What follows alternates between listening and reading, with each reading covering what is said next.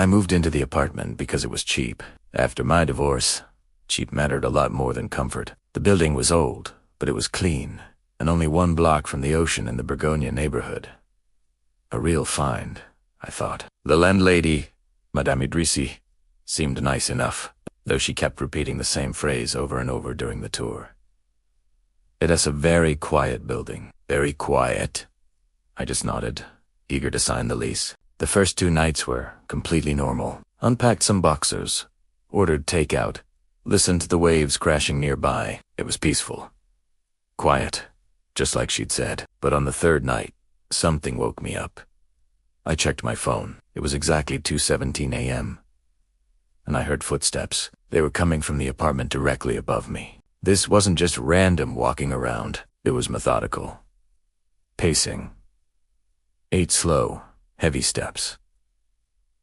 A distinct pause, and then 8 steps back. Aubert and Aubert. It was so rhythmic, so deliberate. It felt less like someone couldn't sleep, and more like some kind of ritual. This continued for nearly 2 hours before it finally stopped. The next morning, feeling groggy, I went down to the lobby and found the concierge, a friendly older man named Hassan. I asked him, "Hey, sorry to bother you, but do you know who lives in the apartment above me?" 3B. They were walking around all night. He just stared at me, his friendly smile completely gone. He looked around the empty lobby before leaning in and whispering, "No one. Apartment 3B is empty. Has been for months." My blood ran cold. He must be mistaken, premeditated myself. Maybe a new tenant just moved in and he didn't know yet. That night, I went to bed feeling uneasy. I set an alarm for 2:15 a.m. just to say I didn't even need it. I woke up on my own. My phone screen glowed to 17 a.m. And right on cue, the pacing started. 8 steps. Pause. 8 steps back. This time, anger mixed with my fear. I grabbed the broom from my kitchen, stood on my bed, and banged on the ceiling as hard as I could. The footsteps stopped instantly. A wave of relief washed over me, but it was short-lived. A moment later, I heard one single, heavy footstep land directly above where I was standing. And then, silence. Just a heavy, oppressive silence. I didn't sleep a wink for the rest of the night. A few days passed, and the silence was almost worse than the noise. Every creak of the old building made me jump. I couldn't take the suspense anymore. I had to see for myself. I walked up the single flight of stairs to the 3rd floor. The hallway was dim, dust motes dancing in the sliver of light from the window at the end. I stood in front of the door to 3B. It was definitely locked. I pressed my ear against the cold wood, and I heard it. Faint, but unmistakable. Someone was walking inside, pacing. My heart was hammering against my ribs, but I had to do something. I raised my hand and knocked. 3 firm knocks. The walking immediately stopped. The silence that followed was deafening. I held my breath, listening. Then, from the other side of the door, came a reply. 3 soft, gentle knocks, mimicking my own. My whole body went rigid.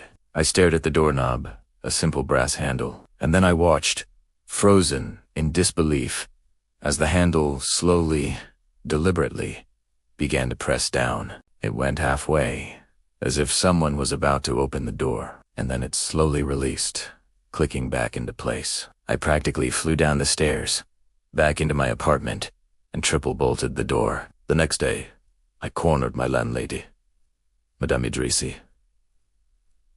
I was shaken, half from fear and half from anger. I told her everything. She avoided my eyes at first, but finally, she sighed and told me the truth. A man named Karim had lived in apartment 3B back in 2011. He was a quiet man, kept to himself, but soon after he moved in, the tenants below him started complaining. They said he would pace back and forth every single night, for hours on end. Then one day, Karim didn't show up for work. His boss called the police. They had to force their way into the apartment. They found him dead in the hallway. No signs of injury, no forced entry, no struggle. The coroner's report was inconclusive, but they estimated his time of death at around 2:30 a.m. She told me that ever since then, every single person who rented my apartment to be had moved out within a few months. They all reported the same thing. Footsteps in the empty apartment above, always starting just after 2 a.m. I tried to be brave. I tried to tell myself it was just the old building, my imagination running wild. I started sleeping with earplugs. For a while, it worked. I couldn't hear the pacing, and I could almost pretend it wasn't happening. Then came the night that made me leave. I was fast asleep when a sound jolted me awake. Knocking. But it wasn't coming from the ceiling. It was coming from my own bedroom door. 3 gentle taps. Barely audible, but clear as day. My eyes shot to my phone on the nightstand. 2:17 a.m. I was completely alone in the apartment. The front door was locked and bolted. My bedroom door was also closed and locked. My breath caught in my throat as I watched the handle. It turned, just slightly, a fraction of an inch. Then, stopped. And at that exact moment, the familiar, rhythmic pacing from the apartment upstairs, which I could now faintly hear even through my earplugs, stopped. It was as if whatever was up there, and whatever was now outside my bedroom door, were connected. I didn't scream. I didn't move. I just lay there, staring at the door until the sun came up. That was it for me. I moved out within the week, breaking my lease and losing my deposit. I didn't care. I packed my things in a frantic haze, never staying in the apartment after dark. Months later, curiosity got the better of me. I was in the neighborhood and found myself walking past the old building. It was late. The street was quiet. I looked up. A single light was on in a third-floor window. Apartment 3 Bytes. Someone new had moved in. I felt a strange mix of pity and relief. I stood there on the sidewalk for a moment, who's watching, and then I heard it. Faint, carried on the night air. 8 steps. A pause. 8 steps back. The sound sent a shiver down my spine. But then a more terrifying thought hit me. Kareem was pacing in 3B, but the apartment below it, my old apartment, was now empty. So who, or what, was he pacing for now? I didn't wait to find out. I turned and walked away, and I have never looked back. Thanks for listening to my story. If you have any similar experiences, share them in the comments below. And don't forget to subscribe for more strange tales.